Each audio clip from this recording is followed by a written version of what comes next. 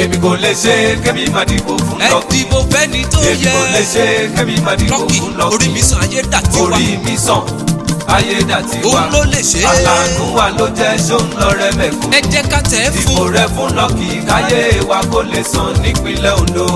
ẹ jáde ká lọ tẹ̀ fún Aiyedatiwa. èmi kò lè ṣe kẹ́mi máa dìbò fún Lucky.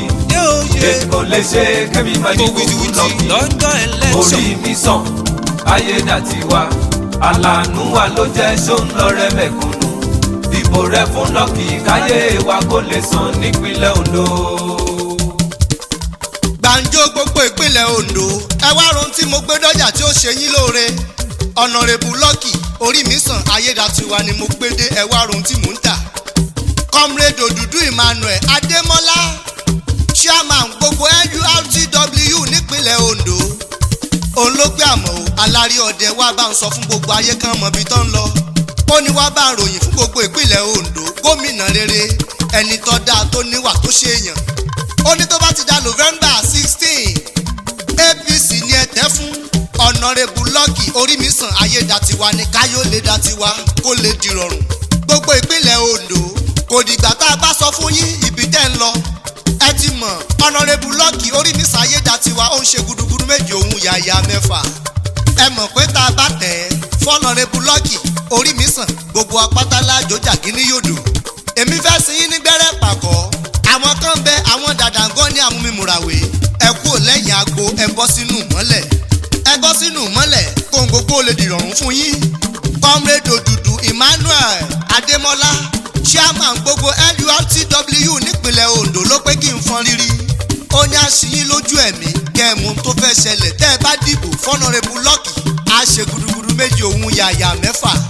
ẹ wo di Jẹ́ríkò tí ń bẹ nígboro Àkúrẹ́ wọ́n ti yọ iṣẹ́ ọwọ́ Lucky orí mi sàn ni. ẹ lọ sí gbogbo ìgboro Àkúrẹ́ gbogbo ẹ̀ ló mọ́lẹ̀ rokoṣo tó bá dáwọ́ alẹ́ òru wá dàbí ọ̀sán nígboro Àkúrẹ́ street light náà ṣe tó rí bẹ́ẹ̀.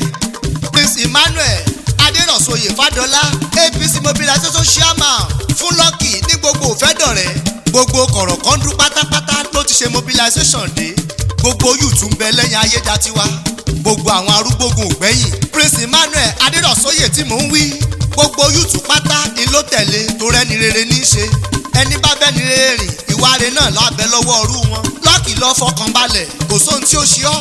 comrade Òdùdú Emmanuel Adémọ́lá chairman NURTW nípínlẹ̀ Ondo ó ní gbogbo union pátápátá níbẹ̀ lẹ́yìn rẹ̀ Aiyedatiwa. Òdùdú ti ṣiṣẹ́ káàkiri nípínlẹ̀ Ondo Òdùdú di general ó fi general rẹ̀ kó gbogbo union jọ. Aiyedatiwa ní gbogbo union pariwo pọ́n fẹ́ tẹ́ fún. Jagaban gbogbo Ìdànrè garage aláṣẹ àtolùdarí Jagaban sport ó ní gbogbo ẹ̀yin èèyàn Aiyedatiwa ni ẹ tẹ̀ka fún òní ẹ dìbò fún. tó bá ti da November 16 wọ́n fìbò jóná APC ni ó tẹ́ fún Aiyedatiwa ló níbò. látòrí comrade Òdùdú di general chairman gbogbo NURTW nípínlẹ̀ Ondo tó fi dórí Prince Emmanuel Adérọ̀sóyè APC mobilization chairman fún Lucky àti Jagaban gbogbo wọn pátá ló sọ pé Aiyedatiwa máa lọ akírèwú lẹ́gbẹ̀rún ẹ̀kọ́ àfàìdùn ọbẹ̀ ẹ ń bá sọ pé òní débẹ̀ tá a bá ládò yìí kápá pé òní kápá tá a bá ládò yìí kóṣe apá òní kóṣe tá a bá ládò yìí kákàǹkà kò ṣeé bínú kó sí ajere tó rí yẹn kò ní rídìí kó gbomi dúró ẹ̀là ìlẹ̀kẹ̀ kí lójú bíbọ̀ lókun. Aiyedatiwa máa lọ kò ní séwu gbogbo ìpínlẹ̀ Ondo pátá ọ̀nàrẹ́bù Lucky orí mi sàn Aiyedatiwa àlọ́ rere àbọ̀ rere ìpínlẹ̀ Ondo ayọ̀ datiwa ìdùnnú datiwa ìgbéga datiwa ìtẹ̀síwájú datiwa ó datiwa ní tòótọ́ ó dìrọ̀rùn.